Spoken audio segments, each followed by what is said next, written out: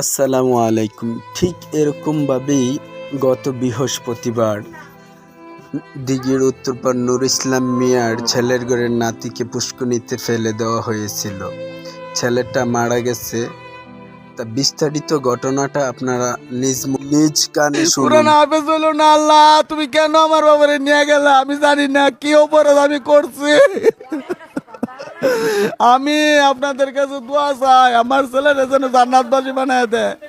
মাগরিবের নামাজ পড়ার পরে আমার খবর নাই পুতের, তো আর আমি এনে ঘরে পয়সা রুচি। তারপরে মাদানীনগর মসজিদে গেছি, ওইখানে গিয়ে না পাইয়া সারাটা দুনিয়া ঘুরিয়া খবর পাইছি এনে গেঞ্জি পরা। তারপরে আমি গেঞ্জি লয়ে গিয়ে অন্য হয়ে এসে বিচারা মানুষের বিচারে আমার পুতের বাড়ির তল থেকে তুলছে। আল্লাহ, তোমরা সবাই আমার ছেলের জন্য দোয়া করবা। আমি এই কামনা করে আল্লাহ যেন আমার পুতের জান্নাতের উচ্চ মাকাম দান করে।